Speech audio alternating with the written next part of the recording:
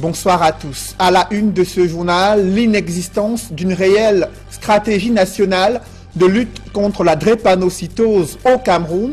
Pourtant, plus de la moitié des enfants atteints de cette maladie génétique ne dépassent pas souvent l'âge de 13 ans au Cameroun. Malgré ces conséquences et cette incidence, de nombreux couples à risque continuent de mettre au monde des enfants drépanocytaires. Vous suivrez dans ce journal la tristesse de ces parents face à la souffrance des enfants drépanocytaires et l'ignorance des Camerounais sur les méthodes de prévention contre cette maladie génétique la plus répandue dans le monde. Le dialogue politique est-il en train de voler en éclats au Gabon? Ce pays a vécu l'intrusion des hommes armés dans des médias pour diffuser un message visant un ultimatum adressé au président Ali Bongo de libérer le pouvoir pour céder sa place à Jean Ping. Une enquête judiciaire a été ouverte. Quelle est l'ambiance qui règne à Libreville ce soir? On fait le point au cœur de ce journal.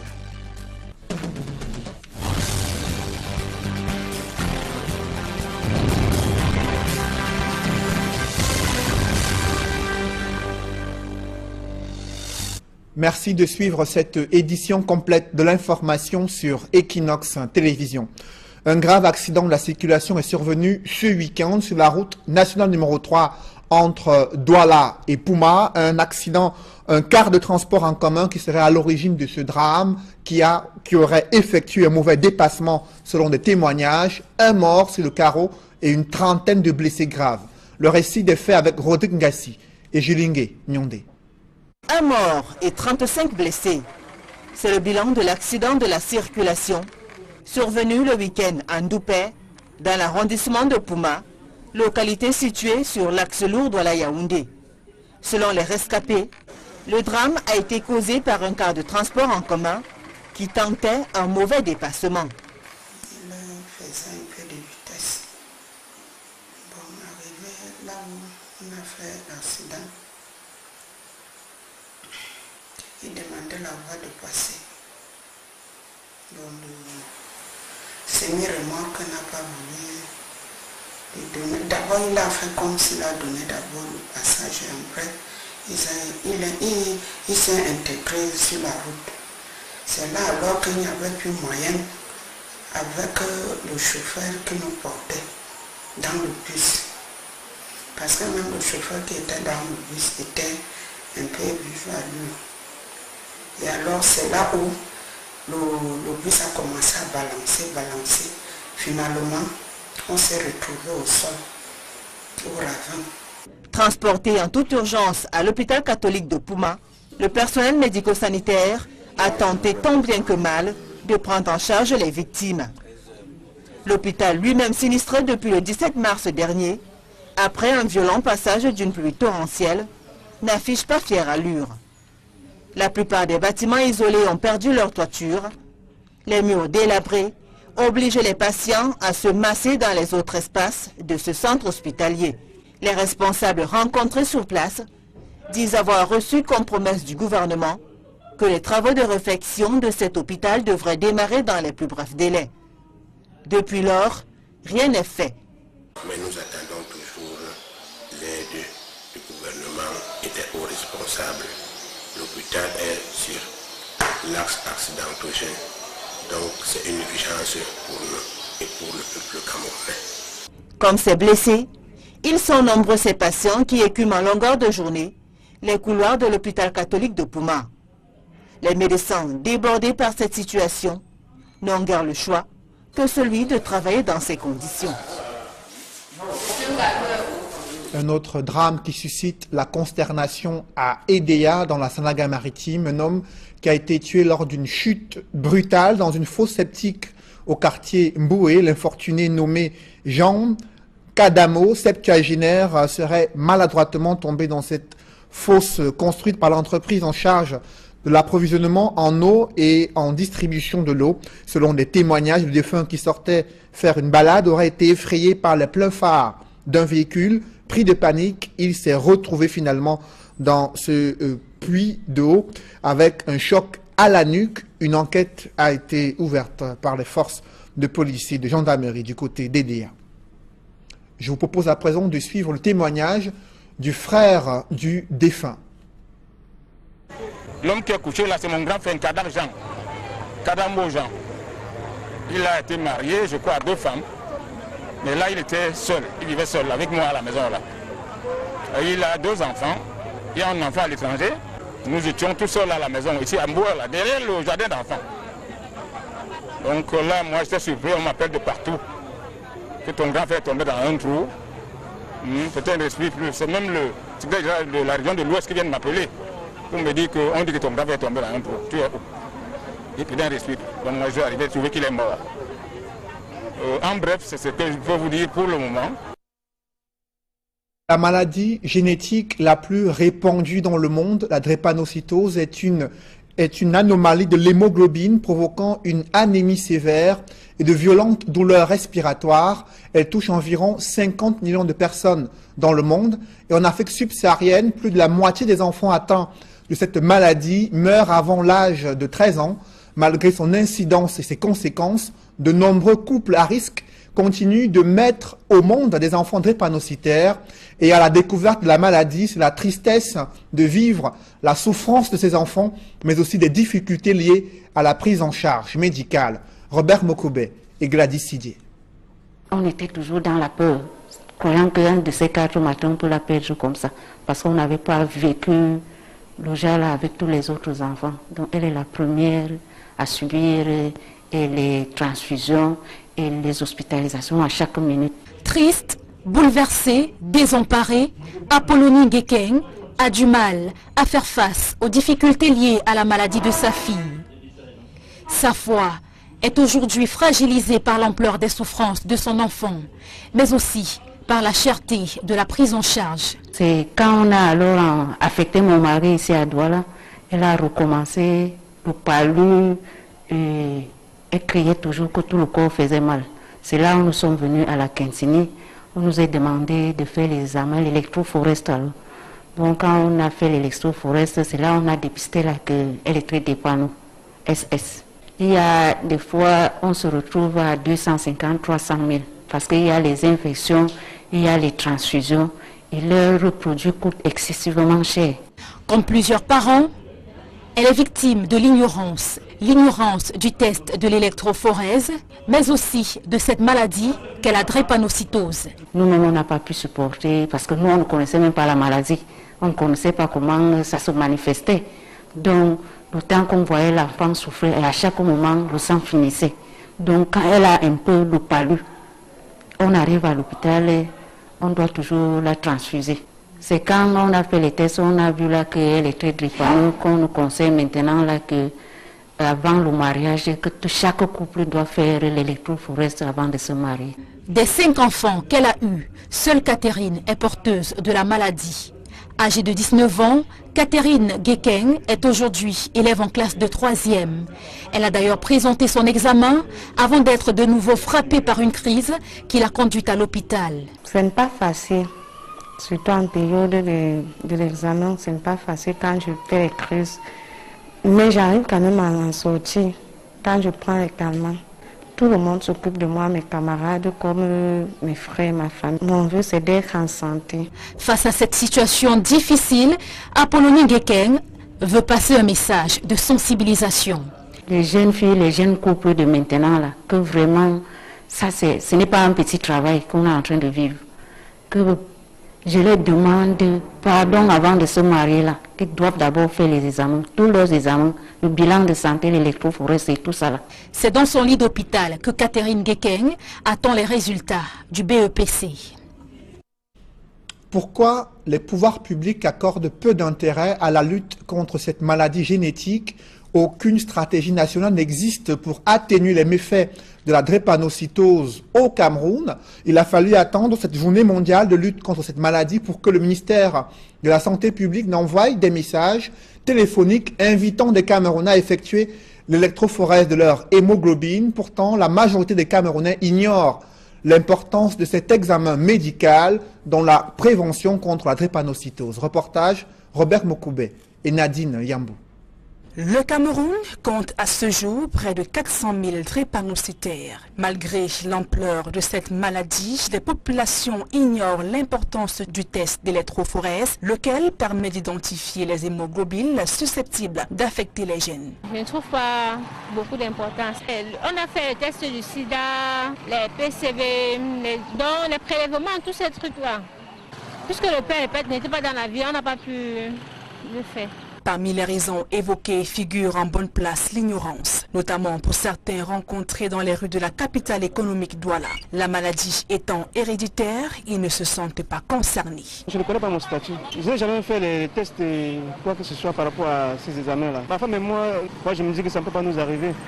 Pourtant, l'électrophorèse permet aux couples porteurs du gène SS d'éviter de concevoir des enfants potentiels drépanocytaires. Mais dans les centres d'état civil, les couples ne sont ni contraints, encore moins sensibilisés à le faire avant de légaliser leur union. Lorsqu'ils arrivent, nous n'avons jamais demandé le dossier médical. Il ne revient pas de notre compétence d'exiger le carnet médical des prétendants pour le mariage. On ne cherche pas à savoir leur statut sérologique ou quoi que ce soit. Tout nous focalisons beaucoup plus sur la documentation officielle à fournir, telles que les photocopies des cartes nationales d'identité et des deux proposés, ceux du chef de famille et des témoins respectifs. Pour réduire la propagation génétique de la drépanocytose, les spécialistes insistent sur la sensibilisation.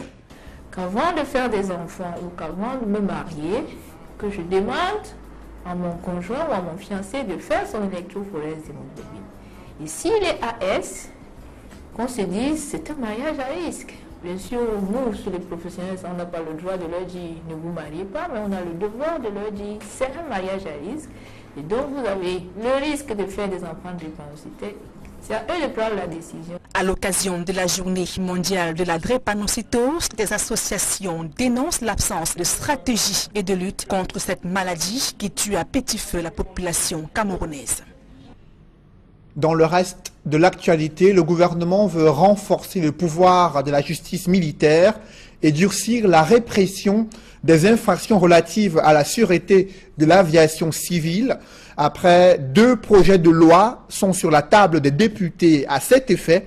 Après avoir été jugés recevables à la conférence des présidents, ils sont transmis à la commission de la défense nationale de la sécurité. Les ministres de la Défense, Joseph Betty-Assama, et son collègue de la justice, Laurent Esso, défendront ces projets demain en commission à l'Assemblée nationale. Je vous le disais en titre, le dialogue politique est-il en train de voler en éclats au Gabon? Ce pays a vécu en fin de semaine dernière l'intrusion des hommes armés dans des médias à Libreville pour exiger la diffusion d'un ultimatum adressé au président Ali Bongo de libérer le pouvoir et de céder son fauteuil à Jean Ping. Une enquête judiciaire a été ouverte et les premières interpellations déjà effectuées sur ce que d'aucuns considèrent comme une tentative de coup d'État au Gabon. On fait le point avec Éric Martial Ndiomo. Les programmes ont repris leur cours normal de diffusion dans les 3 médias de la capitale gabonaise attaqués en début de week-end. Selon les témoins, des personnes cagoulées et armées ont fait irruption dans ces organes de presse pour faire diffuser des enregistrements, donnant 72 heures à Ali Bongo Dimba pour quitter le pouvoir et laisser Jean Ping être investi par l'accord constitutionnel comme président élu. Ces incursions musclées ont par la suite été revendiquées par Roland Désiré Abaminko, candidat à la dernière élection présidentielle de 2016. À quelques jours du scrutin, il s'était rallié à la coalition conduite par Jean Ping. Notons que ce sont les chaînes Africa numéro 1, TV+, et Canal 7 qui ont été visés par ce commando qui a annoncé avoir disposé des bombes dans plusieurs édifices de la capitale Libreville, bombes qu'il ferait sauter si l'ultimatum venait à ne pas être respecté. Quelques-unes d'entre elles ont d'ailleurs été retrouvées, même si elles sont taxées de factices. Ces incursions ont été fortement condamnées par les acteurs politiques et de la société civile. La coalition des partis politiques réunis autour de Jean Ping a nié toute implication dans cet acte tout en la condamnant. Ceci intervient à quelques jours seulement de l'arrivée à Libreville d'une mission d'enquête préliminaire de la Cour pénale internationale sur les violences post-électorales de 2016 au Gabon. Où en est l'affaire des biens présumés mal acquis dans laquelle le vice-président équato-guinéen est poursuivi pour blanchiment d'argent, détournement de fonds et corruption. Ce procès ne peut se tenir en l'état au tribunal correctionnel de Paris. C'est du moins l'argument que brandit l'avocat de Théodore Obiang qui a demandé un renvoi en attendant l'issue de la procédure en cours devant la Cour internationale de justice à La Haye, la Guinée équatoriale qui conteste les poursuites françaises contre son vice-président et la CIJ qui a rendu une ordonnance exigeant que la France ne viole pas un luxueux immeuble appartenant à la Guinée équatoriale, immeuble qui avait déjà été saisi par la justice française et le procès du vice-président équato-guinéen renvoyé à une date jusqu'ici qui n'a pas été communiquée. Après le faux pas des champions d'Afrique lors de leur premier match à la Coupe des Confédérations Russie 2017, l'entraîneur des Lions Indomptables reconnaît ses erreurs de coaching ayant conduit à la défaite de ses poulains face au Chili, 0-2. Reportage d'Alaskana et Jean-Paul Chouniat.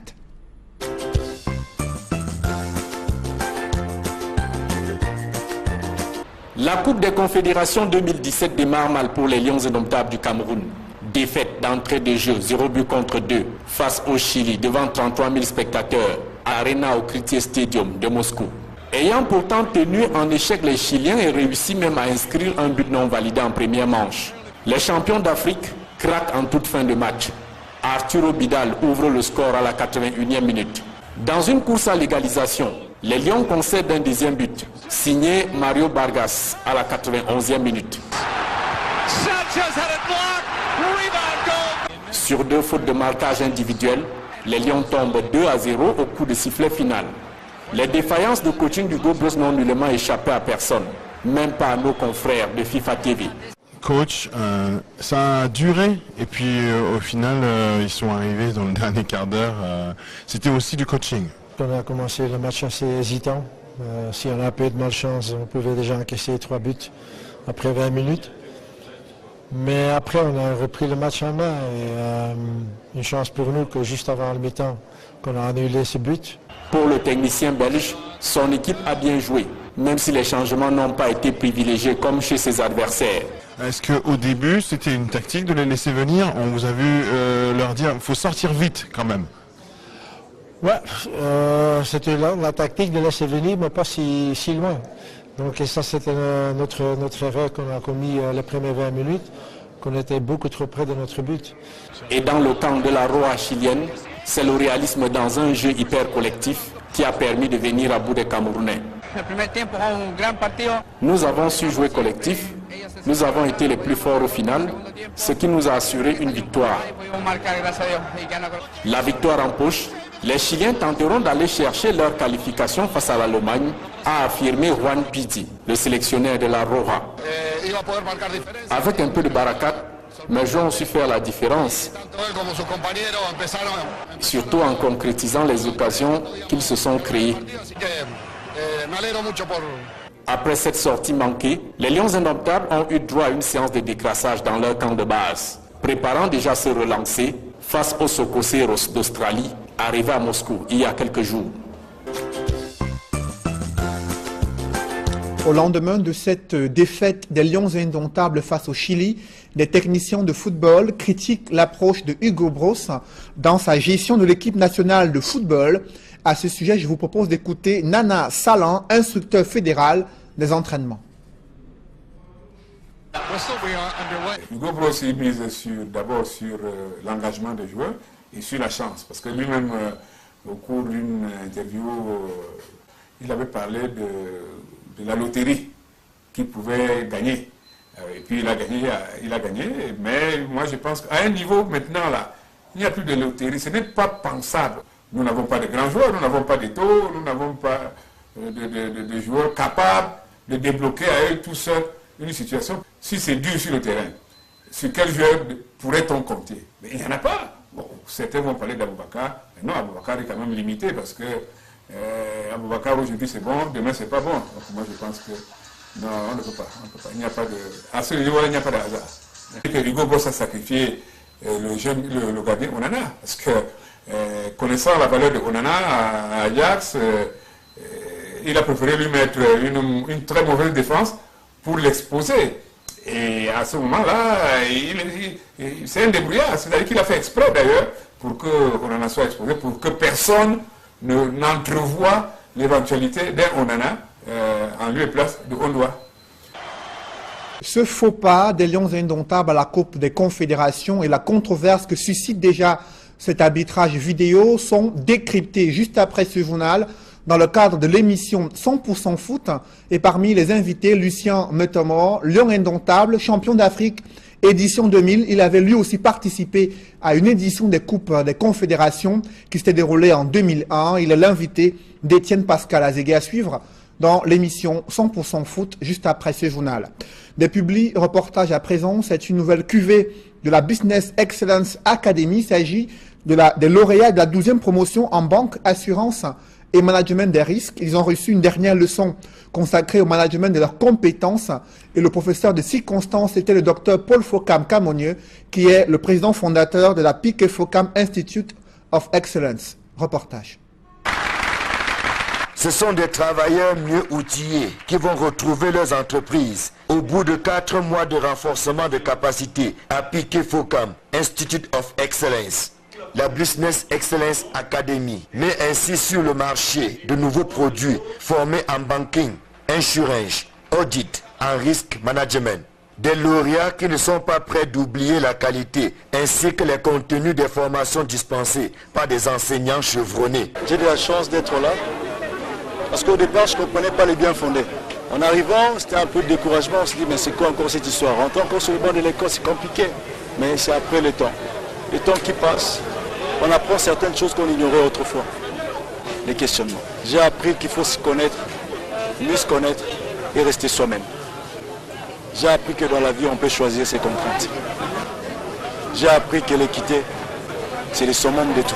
Toujours se remettre en cause, car la connaissance est périssable et renouvelable en permanence. Je dirais que nous avons réellement appris à travailler sous haute pression, sous un stress intense. Nous avons appris à nous organiser, à mieux gérer notre temps, à travailler avec les autres. C'est principalement ça pour moi la plus-value de cette formation. La manière de percevoir les notions comme l'échec, comme l'humilité, comme la responsabilité, ce sont des qualités, des valeurs que j'ai véritablement apprises ici. C'est vraiment un centre de formation des leaders de demain. De retour dans leurs entreprises respectives, les lauréats de la 12e cuvée de la Business Excellence Academy entendent mettre en pratique les connaissances acquises pour leur épanouissement personnel, mais davantage pour le rayonnement de leurs entreprises. C'est un véritable challenge. C'est vrai que nous sommes diplômés déjà et nous avons un long parcours professionnel. Mais ce qu'il y a de particulier ici, c'est les sujets qui ont été enseignés, n'est-ce pas, et l'impact surtout que ces sujets-là auront sur nous d'abord et bien sûr sur l'environnement dans lequel nous allons évoluer. Donc nous disons qu'en tant que, pour moi, banquier et pour d'autres, eh bien on a beaucoup appris dans les matières du management, de la banque, de la finance et nous pensons pouvoir apporter véritablement à nos organisations respectives. En plus de leurs attestations, les majors de chaque module de formation ont reçu des présents et une motivation financière à la hauteur de leur dévouement et des résultats obtenus. Occasion pour le président fondateur de l'Institut universitaire Piquet Fokam de réitérer l'importance qu'il accorde à la formation. SOS Village Enfants a organisé une série d'activités pour changer le quotidien des orphelins démunis, encadrés dans son centre grâce à l'élan de cœur des donateurs, mais aussi cette volonté des promoteurs de SOS Village Enfants. Reportage. C'est la salle des actes de la commune de Douala 3e qui a servi de cadre de lancement des activités marquant la célébration de la journée de l'enfant africain par SOS Village d'enfants Cameroun. Chaque enfant doit être vu et entendu. Et nous appelons à chaque parent de respecter les droits de l'enfant qui sont bafoués de nos jours. SOS Village d'enfants Cameroun, une organisation humanitaire de prise en charge des enfants sans soutien parental ou courant le risque de le perdre. Les activités que nous venons de mener rentrent dans le cadre de la semaine de SOS Village d'enfants Cameroun qui part de la journée de l'enfant africain à la journée du 23 juin, au cours de laquelle nous célébrons les villages d'enfants SOS. Pour marquer d'une pierre blanche la commémoration de la 27e édition de la journée de l'enfant africain qui se célèbre tous les 16 juin de l'année, SOS Village d'enfants Cameroun a organisé une plateforme d'échange entre les jeunes et les enfants autour du thème de cette journée. Également, un atelier de dessin et des matchs incollables pour encourager l'excellence scolaire. Nous avons primé les enfants, nous avons primé l'excellence en remettant des kits déjà en préparation à la prochaine rentrée scolaire, donc les enfants les plus méritants. Et je remercie le village d'enfants SOS qui célèbre cette journée. Je remercie beaucoup SOS pour tout ce qui fait de bien à tous les enfants du Cameroun. En plus, 2 forages offerts par SOS Village d'enfants Pologne ont été retrocédés dans les localités de Japoma École et à Mbanga Bakoko.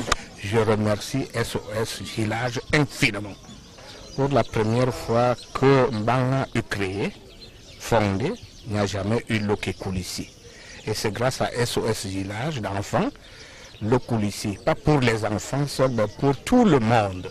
Nous partons du principe qu'avec l'eau, l'enfant a la santé et ne se retrouvera pas forcément vite à l'hôpital pour des maladies diarrhéiques et autres. Partageant la vision selon laquelle chaque enfant a sa place dans une famille qui lui procure affection, respect et sécurité, SOS Village d'enfants Cameroun vient en aide depuis plus d'une vingtaine d'années aux enfants en difficulté en les aidant à bâtir leur propre avenir. Un engagement soutenu autour de la situation de l'enfant africain. Il faudrait dire que toutes ces actions sont menées pour la protection de l'enfant. SOS Village d'enfants Cameroun a pour principale valeur le courage, l'engagement, la confiance et la responsabilité.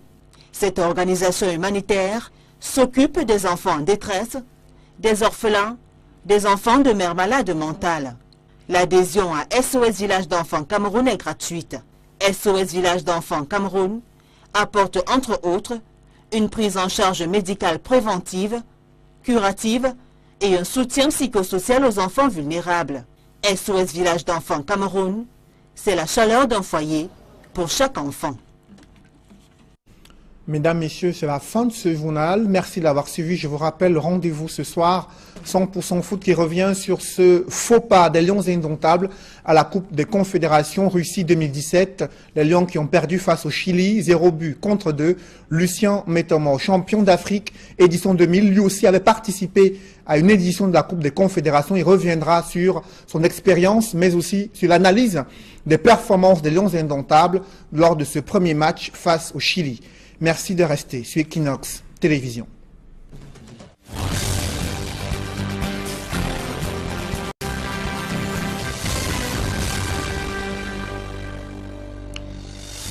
Bonsoir à tous. À la une de ce journal, l'inexistence d'une réelle stratégie nationale de lutte contre la drépanocytose au Cameroun. Pourtant, plus de la moitié des enfants atteints de cette maladie génétique ne dépasse pas souvent l'âge de 13 ans au Cameroun. Malgré ces conséquences et cette incidence, de nombreux couples à risque continuent de mettre au monde des enfants drépanocytaires. Vous suivrez dans ce journal la tristesse de ces parents face à la souffrance des enfants drépanocytaires et l'ignorance des Camerounais sur les méthodes de prévention contre cette maladie génétique la plus répandue dans le monde. Le dialogue politique est-il en train de voler en éclats au Gabon? Ce pays a vécu l'intrusion des hommes armés dans des médias pour diffuser un message visant un ultimatum adressé au président Ali Bongo de libérer le pouvoir pour céder sa place à Jean Ping. Une enquête judiciaire a été ouverte. Quelle est l'ambiance qui règne à Libreville ce soir? On fait le point au cœur de ce journal.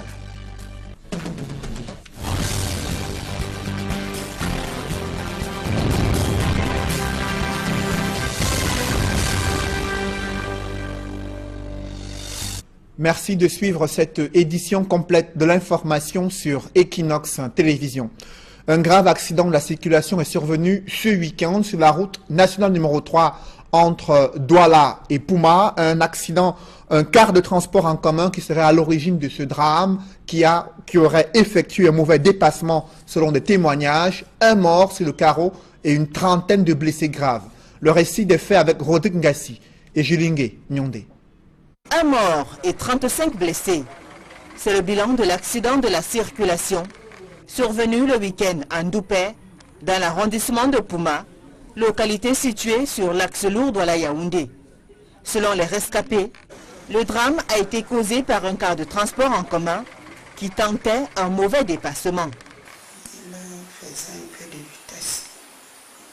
Bon, arrivé là où on a fait l'accident, il demandait la voie de passer.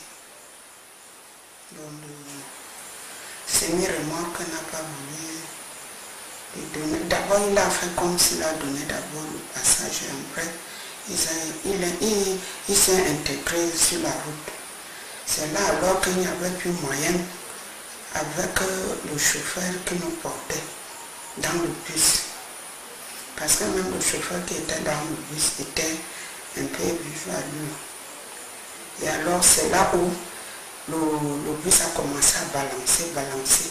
Finalement, on s'est retrouvé au sol, au ravin. Transporté en toute urgence à l'hôpital catholique de Pouma, le personnel médico-sanitaire a tenté tant bien que mal de prendre en charge les victimes. L'hôpital lui-même sinistré depuis le 17 mars dernier, après un violent passage d'une pluie torrentielle, n'affiche pas fière allure. La plupart des bâtiments isolés ont perdu leur toiture. Les murs délabrés obligent les patients à se masser dans les autres espaces de ce centre hospitalier. Les responsables rencontrés sur place disent avoir reçu comme promesse du gouvernement que les travaux de réfection de cet hôpital devraient démarrer dans les plus brefs délais. Depuis lors, rien n'est fait. Mais nous attendons toujours l'aide du gouvernement et des hauts responsables. L'hôpital est sur l'axe accidentogène, donc c'est une urgence pour nous et pour le peuple camerounais. Comme ces blessés, ils sont nombreux ces patients qui écument en longueur de journée les couloirs de l'hôpital catholique de Pouma. Les médecins, débordés par cette situation, n'ont guère le choix que celui de travailler dans ces conditions. Un autre drame qui suscite la consternation à Edea, dans la Sanaga-Maritime, un homme qui a été tué lors d'une chute brutale dans une fosse septique au quartier Mboué. L'infortuné nommé Jean Kadamo, septuagénaire, serait maladroitement tombé dans cette fosse construite par l'entreprise en charge de l'approvisionnement en eau et en distribution de l'eau. Selon des témoignages, le défunt qui sortait faire une balade aurait été effrayé par les pleins phares d'un véhicule. Pris de panique, il s'est retrouvé finalement dans ce puits d'eau avec un choc à la nuque. Une enquête a été ouverte par les forces de police et de gendarmerie du côté d'Edea. Je vous propose à présent de suivre le témoignage du frère du défunt. L'homme qui est couché là, c'est mon grand frère Kadam Jean. Kadambo Jean. Il a été marié, je crois, à 2 femmes. Mais là, il était seul. Il vivait seul avec moi à la maison là. Et il a 2 enfants. Il y a un enfant à l'étranger. Nous étions tous seuls à la maison, ici à Mboua, là, derrière le jardin d'enfants. Donc là, moi, j'étais surpris, on m'appelle de partout. Que ton grand frère est tombé dans un trou. Peut-être ne respire plus. C'est même de la région de l'Ouest qui vient de m'appeler pour me dire qu'on dit que ton grand frère est tombé dans un trou. Tu es où? Et puis d'un respire. Donc moi, je suis arrivé à trouver qu'il est mort. En bref, c'est ce que je peux vous dire pour le moment. La maladie génétique la plus répandue dans le monde, la drépanocytose, est une anomalie de l'hémoglobine provoquant une anémie sévère et de violentes douleurs respiratoires. Elle touche environ 50 millions de personnes dans le monde. Et en Afrique subsaharienne, plus de la moitié des enfants atteints de cette maladie meurent avant l'âge de 13 ans. Malgré son incidence et ses conséquences, de nombreux couples à risque continuent de mettre au monde des enfants drépanocytaires. Et à la découverte de la maladie, c'est la tristesse de vivre la souffrance de ces enfants, mais aussi des difficultés liées à la prise en charge médicale. Robert Mokobe et Gladys Sidier. On était toujours dans la peur, croyant qu'un de ces 4 matins, on peut la perdre comme ça, parce qu'on n'avait pas vécu le genre avec tous les autres enfants. Donc elle est la première à subir et les transfusions et les hospitalisations à chaque minute. Triste, Bouleversée, désemparée, Apollonie Ngekeng a du mal à faire face aux difficultés liées à la maladie de sa fille. Sa foi est aujourd'hui fragilisée par l'ampleur des souffrances de son enfant, mais aussi par la cherté de la prise en charge. C'est quand on a alors affecté mon mari ici à Douala, elle a recommencé le palu et elle criait toujours que tout le corps faisait mal. C'est là où nous sommes venus à la Kinsini. On nous a demandé de faire les examens, l'électrophoreste. Donc quand on a fait l'électrophoreste, c'est là où on a dépisté qu'elle est très dépendante, SS. Il y a des fois, on se retrouve à 250, 300 000 parce qu'il y a les infections, il y a les transfusions et leurs produits coûtent excessivement cher.